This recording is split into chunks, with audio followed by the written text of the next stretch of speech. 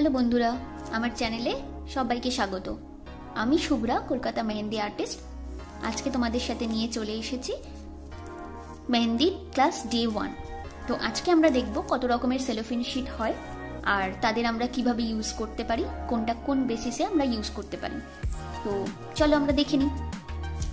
সবার আগে আমি কিছু প্রি কাট সেলোফিন শিট নিয়ে রেখেছি। তো দেখো এখানে 4 রকমের আছে। ক্যামেরাতে হয়তো অতটা বোঝা যাবে না শিটের কোয়ালিটিগুলো, বাট এখানে 4 রকমের আছে। এটা একটা নর্মাল শিট, একটু বড় মাপের। এটা সেম শিটের ছোট মাপ। এটা বাকি আগের দুটোর থেকে একটু মোটা, একটু ঠিক। আর এটা হচ্ছে ফ্রোজেন শিট। এটা তোমরা ডিফারেন্সটা হয়তো বুঝতে পারছো। দেখো এটা ডিফারেন্সটা হয়তো বুঝতে পারছো এটার থেকে। তো চলো দেখে নিই যে এগুলো আমরা কখন কোনটা ইউজ করব। তো সবার আগে যেটা বলবো, প্র্যাকটিসের জন্য বা আমাদের অর্ডারের জন্য আমরা যেটা ইউজ করব সেটা এই নর্মাল শিটটা। এটা 15 ম্যাক্রনের মতো আসে এই নর্মাল শিটটা। এটা দিয়ে আমরা দেখব যে আমাদের কিভাবে কোনটা বানাতে হবে। তো সবার আগে আমরা লাস্টের দিক থেকে 4 আঙ্গুল ছাড়বো। এই যে শেষ দিকটা, এর থেকে আমরা 4 আঙ্গুল ছাড়বো। এখান থেকে আমরা কোনটা রোল করা শুরু করব।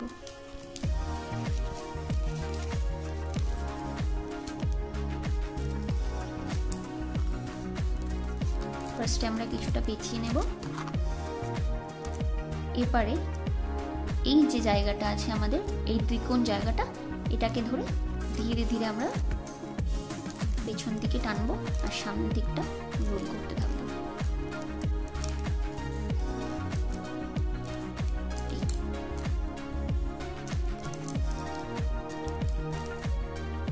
এইভাবে ধীরে ধীরে রোল করতে থাকলেই দেখো আমাদের কোনটা অলমোস্ট রেডি হয়ে গেছে।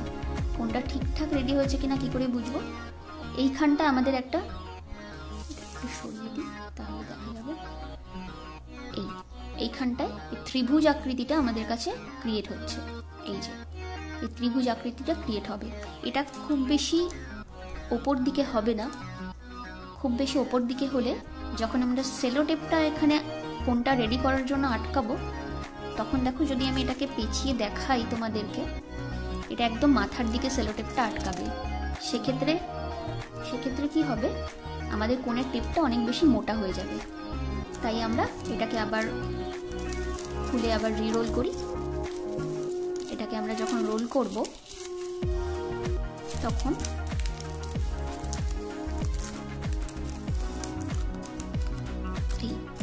দেখো আবার আমাদের এখানে ত্রিভুজটা চলে এসেছে। এই ত্রিভুজটা থাকতে হবে এবং পেছন দিকটা দেখতে হবে।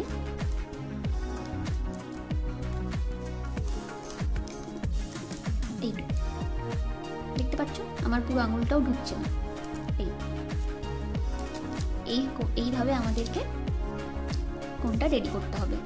টিপটা তোমরা দেখে নিতে পারো, দেখতে পাচ্ছ কতটা টিপ হয়েছে। এই যে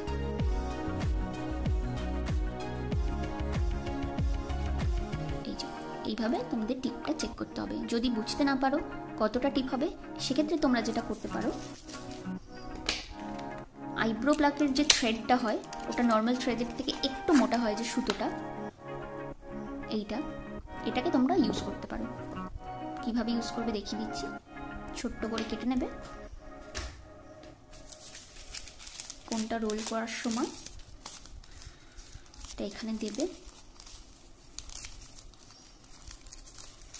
এবারে কোনটা রোল করবে।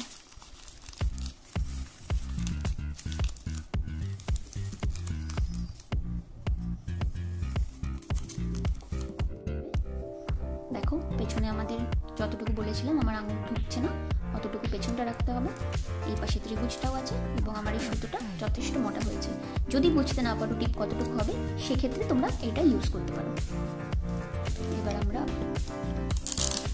সেলোটেপটা আটকে নেব। খুব বেশি বড় সেলোটেপ নেবে না, কারণ এখানে যত বেশি রোল আমাদের সেলোটেপটা রোল হবে তত কোনটা মোটা হয়ে যাবে।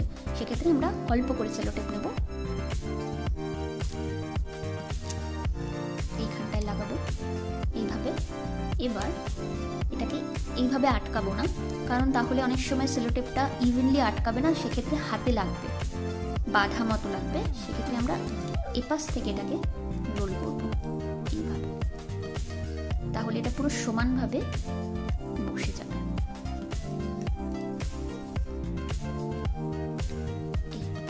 হয়ে গেল আমাদের কোন রেডি। এইটাকে বলে পেন্সিল কোন।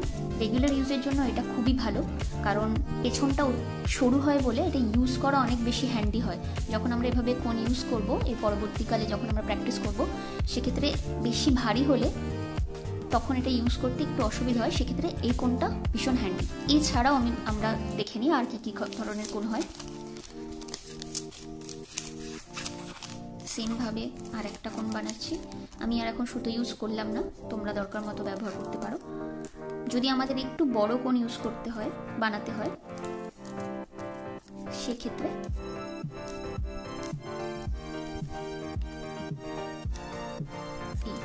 এটা অনেকটা মোটা, আমার পুরো বুড়ো আঙুলটা ঢুকে যাচ্ছে ভেতরে, তো এটা একটু মোটা কোন।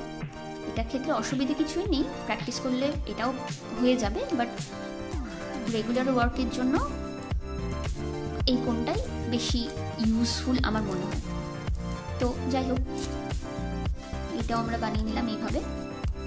আমি তোমাদের বলেছিলাম একটা 15 ম্যাক্রনের, একটা 30 ম্যাক্রনের।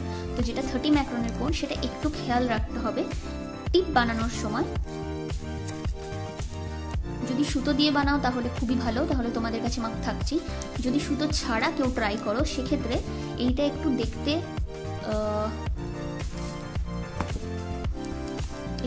একটু বেশি মোটা হয়, দেখতে মনে হয় অনেকটা মোটা। তুলনামূলক 15 ম্যাক্রনের কোনটা দেখতে অনেক বেশি সরু লাগে, বাট এটাকে যদি আরও বেশি সরু করো, সেক্ষেত্রে মেহেন্দিটা বেরোবে না। এটা দেখতে মোটা হলেও হোল কিন্তু অলমোস্ট দুটোর সেম আছে।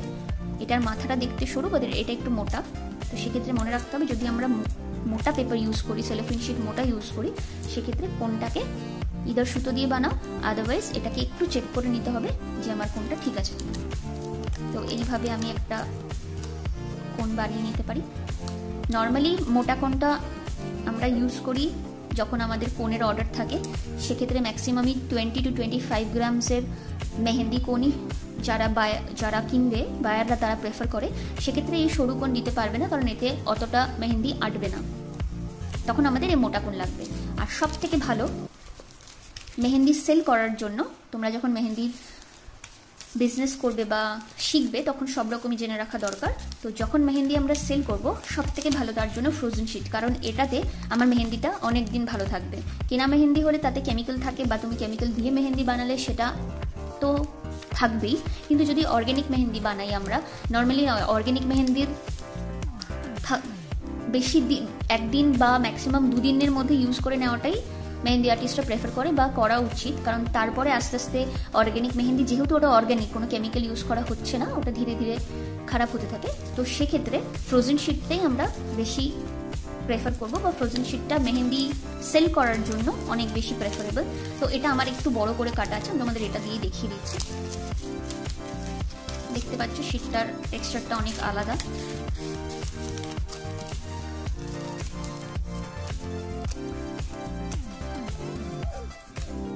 নর্মালি কি হয়, এই কোণে এটা যেহেতু পাতলা শিট থাকে, 1 দিন বা 2 দিনের পরে শিটটা আস্তে আস্তে ভিজে ওঠে, কোনটা ধরতে কমফোর্টেবল হয় না, অনেক ভেজা ভেজা নরম নরম লাগে, যেটা ফ্রোজেন শিটে হবে না। ফ্রোজেন শিটটা এই জন্য ইউজ করা হয় যে আমার কোথাও পার্সেল করতে হলে বা কাউকে মেহেন্দি বিক্রি করতে গেলে যখন 2 দিন বা 3 দিন এই মেহেন্দিটা রাখতে হবে, তখন আমরা ফ্রোজেন শিটটা ইউজ করবো, কারণ এই শিটটা অনেক বেশি মোটা, হেভি।